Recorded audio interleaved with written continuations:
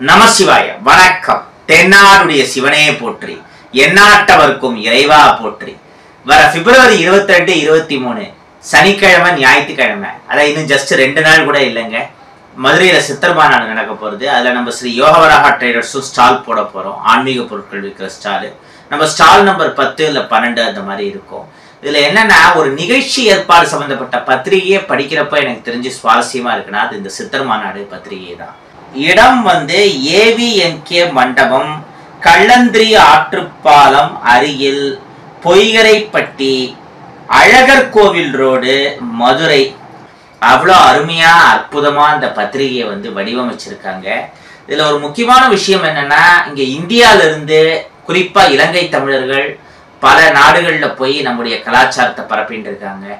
இந்தியால இருந்தோ இலங்கையில இருந்தோ நம்ம கலாச்சார ரூட் இருக்கிறவங்க, ஏன் நேபாளா கூட இருக்கலாம், அந்த மாதிரி நாடுகள்ல இருந்து வெளிநாட்டுல போய் செட்டில் ஆனவங்க இங்கே இந்த மாதிரி ஒரு ஃபங்க்ஷன் நடக்கிறப்போ வராங்க, சித்தர் மார்க்கத்தை பத்தி பேசுறாங்கன்னா அது ஆச்சரியம் கிடையாது. ஆனா நான் சொல்றது டிப்பிக்கல் வெள்ளைக்காரங்க.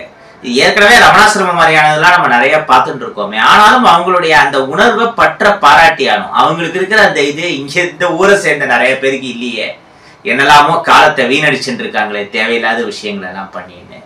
அந்த வகையில பாக்குறப்போ ஜெர்மனை சேர்ந்தவர், பிரான்ஸை சேர்ந்தவர், சுவிட்சர்லாண்டை சேர்ந்தவர், இந்த மாதிரி நிறைய பேர் இந்த நிகழ்வுக்கு வராங்க. விழா தலைமையில முதல் நாளே இதுல நம்முடைய பாரம்பரிய கலை சம்பந்தப்பட்ட பல விஷயங்கள் நடக்கிறது. தப்பிசை எனப்படும் பறை, அப்புறம் கரகம், மானாட்டம், மயிலாட்டம், ஒயிலாட்டம், தெம்மாங்காட்டம், கும்மியாட்டம், பொய்க்கால் குதிரையாட்டம், பழந்தமிழர்களோட இசை கருவிகள், இந்த யாழ் மாதிரி சில கருவிகள்லாம் அழிந்து போயிடுதுன்னு சொல்றோம்ல, அதெல்லாம் மீட்டாச்சு, எப்பயோ அழிந்து போல குறைஞ்சு போயிடுது, அவ்வளவுதான். ஸோ ஒரே நேரத்துல இத்தனை வகையான ஆட்டங்களை நம்ம ஒரு திரைப்படத்துல கூட பார்த்துருக்க மாட்டோம்.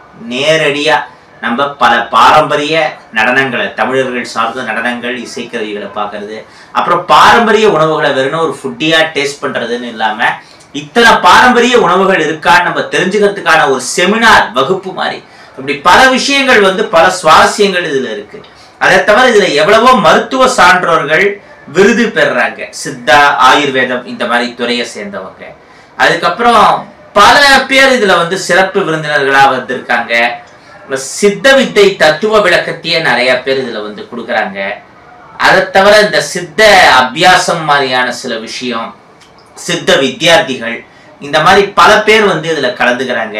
ஜீவ சமாதிகளை நிர்வகிக்கிற பல நிர்வாகிகளை கௌரவிக்கிறது, இந்த மாதிரி பல நிகழ்வுகள், பல விஷயங்கள் இதுல நடக்கிறது. இதுல நிறைய பேர் பேசுறாங்க, சிறப்பு சொற்பொழிவாளர்கள்.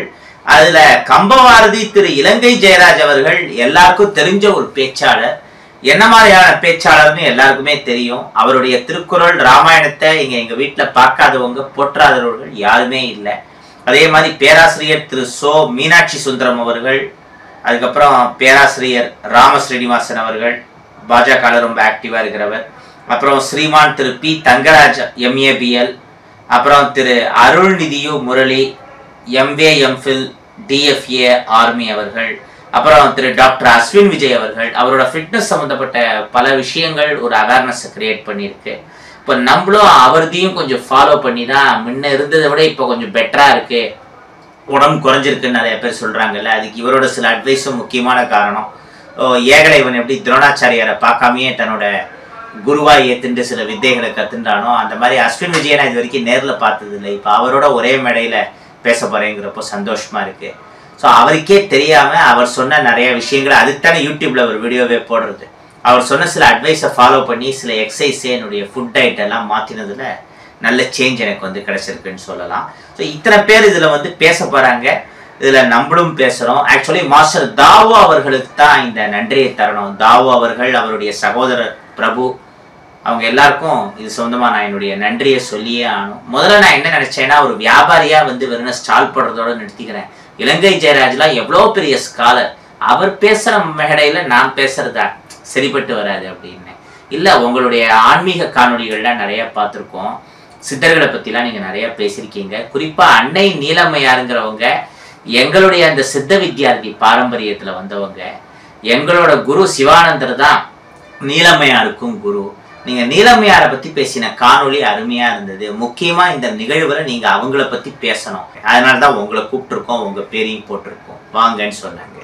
சரி, இப்படி ஒரு நல்ல வாய்ப்பை கடவுள் எனக்கு மாஸ்டர் தாவு அவர்கள் மூலமா தரப்ப அது ஏன் விடுவானே, வருவோம் பேசிடுவோம்னு முடிவு பண்ணியாச்சு. இதுல பல சுவாரஸ்யங்கள் இருக்கு, பல ஆச்சரியங்கள் இருக்கு. நேர்ல வாங்க, இந்த பொன்னான அனுபவத்தை குறிப்பா அருகில இருக்கிறவங்க யாரும் மிஸ் பண்ண வேண்டாம். அவன் அருளாலே அவன் தாழ் வணங்கி அல்லவை தேய அறம் பெருகட்டும். வாழிய செந்தமிழ், வாழ்க நற்றமிழர், வாழிய பாரத மணித்திருநாடு. நன்றி, வணக்கம், ஜெய்ஹிந்த்.